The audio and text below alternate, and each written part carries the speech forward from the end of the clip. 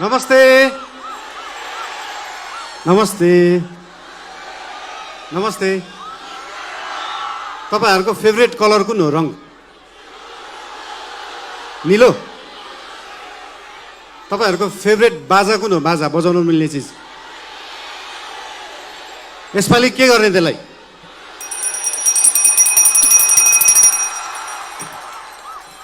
अघि प्लेनबाट ल्यान्डिङ गर्दा गर्दा एउटा कुरा नोटिस गरिरहेको थिएँ। यहाँनिर चितवनमा छतमाथि चाहिँ यस्तो जस्ता राख्ने चलन रहेछ है। सबका सब नीलो जिस्काउनलाई राखे जस्तो। कसलाई जिस्काउनु भएको त्यसरी? त्यो नीलो छानाले चाहिँ त्यो छतलाई मक्किनबाट जोगाउँदो रहेछ क्या, राष्ट्रिय स्वतन्त्र पार्टी जस्तै।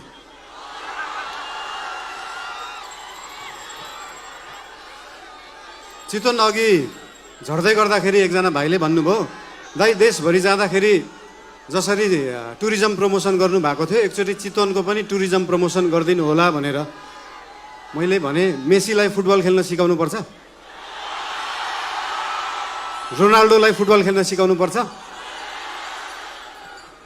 हाम्रो चितवनका हाम्रा थारू समुदायमा भएका होमस्टेहरू रिसोर्टहरूमा देख्न सकिन्छ कि यहाँको उत्पादन, यहाँको लुगा, यहाँको म्युजिक, यहाँको खानेकुरालाई कसरी उहाँहरूले टुरिज्म प्रमोसनको लागि उहाँहरूले विश्वमा चिनाउनु भएको छ। त्यो हेर्दाखेरि चितवनले चाहिँ देशलाई टुरिज्म प्रमोसन सिकाउनुपर्छ। घरमा खाने आफ्नो लोकल खाना, आफ्नो लोकल परिकार घरमा खाने, त्यो लोकल परिकारलाई एउटा इन्टरनेसनल क्युजाइनको रूपमा उहाँहरूले प्रस्तुत गर्न सक्नु भएको छ। त्यो पुरै देशले सिक्न जरुरी छ। सिकाउने हेन त चितवनवासीले पुरै विश्वलाई टुरिज्म प्रमोसन। राम्रो कुराहरू यहाँको ठाउँहरूको धेरै छन्। एउटा समस्या रहेछ यहाँ, हरेक वर्ष न्युजमा देख्न पाइन्छ किसानले बाटोमा दुध पोखाएको, तरकारी फालेको। त्यो के रहेछ भन्दाखेरि किसानले सही बजार नपाएको, किसानले सही मूल्य नपाएको एउटा समस्या रहेछ। केही सीमित बिचौलिया, केही सीमित नेताहरूको एउटा सिन्डिकेटले गर्दाखेरि पारी जुन अनुदानले कृषि हुन्छ त्यो सस्तो जस्तो देखिन्छ। त्यो सस्तो तरकारी यहाँ ल्याएर यहाँको किसानको मूल्य चाहिँ महँगो जस्तो देखाएर एउटा भ्रम सृजना गरेर किसानलाई मार्ने काम भएको छ। त्यो रोक्न जरुरी छ।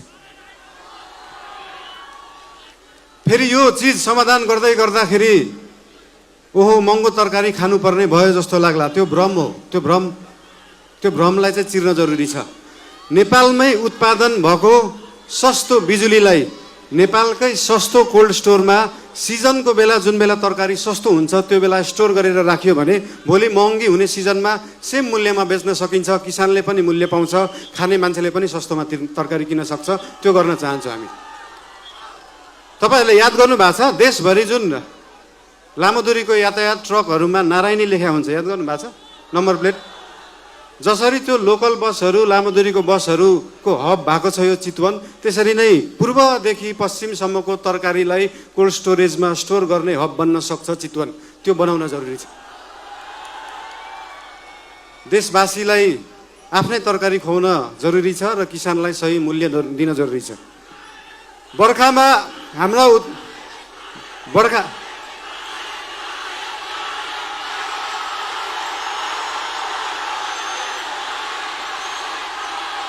I love you बोल्नै दिँदैन यार।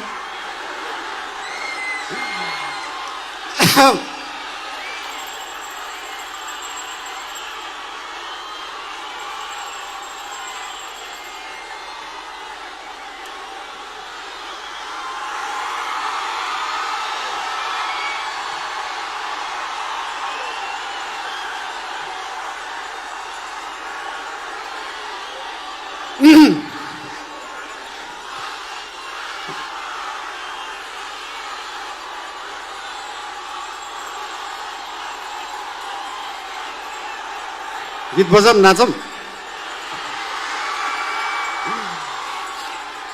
बर्खाको बेला नेपालमा उत्पादन भएको बिजुली खेर गइरहेको हुन्छ। सुक्खामा हामीसँग आफै बिजुली हुँदैन, तर त्यो बिजुली स्टोर गर्ने ब्याट्री त छैन जस्तो लाग्छ हामीलाई, तर छ। हाम्रो देशमा उत्पादन भएको सस्तो बिजुली बेचेर देश धनी बन्दैन, त्यसलाई प्रयोग गरेर त्यसलाई स्टोर गरेर बन्छ।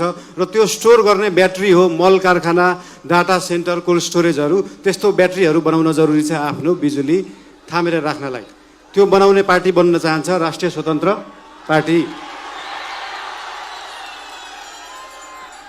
यो चुनावको क्रममा हामी पूर्वदेखि पश्चिमसम्म पुरै देश घुम्न गयौँ। लगभग 7-8 हजार किलोमिटर हिँडियो होला देश बुझ्नलाई। सबै लगभग 45-50 वटा जिल्ला घुमियो होला। त्यो जिल्लाहरू घुम्ने जाँदाखेरि के महसुस भयो भन्दाखेरि लगभग देशभरिका समस्याहरू, देशभरिका कुराहरू उस्तै रहेछन्। कृषिको समस्याहरू, पर्यटन क्षेत्रमा भएका समस्याहरू देखियो। तर एउटा गुड न्युज पनि छ त्यहाँ। गुड न्युज के हो भन्दाखेरि एउटा जिल्लामा समस्या छ भने त्यसको समाधान अर्को जिल्ला देशभित्रै रहेछ। त्यो समाधान मिलाउने पार्टी बन्न चाहन्छ राष्ट्रिय स्वतन्त्र पार्टी। हाम्रो देश हेटौडा सिमेन्ट कारखाना जस्तै भएको छ। मेसिन पनि छ, म्यान पावर पनि छ, खानी पनि छ, तर बन्द। अब चल्नु पर्यो। नेपाली काङ्ग्रेसको वाइवाई फ्याक्ट्री जस्तै चल्नु पर्यो अब त्यो पनि। पुरै देशभरि चल्नु पर्यो। 100 वटा भन्दा देशमा जानु पर्यो।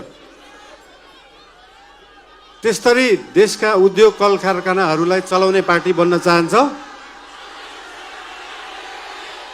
अब यहाँ आइयो, तपाईँहरूलाई भेटियो, धेरै खुसी लाग्यो। तपाईँहरू किन टेन्सन लिनुहुन्छ क्या? पार्टीको सभापति नै यही उठ्नु भएको छ, के को टेन्सन?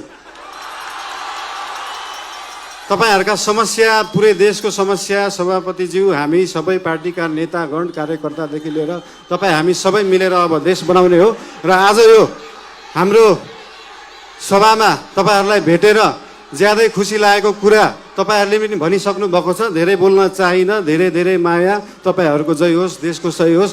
जय घन्टी, जय देश, जय नेपाल।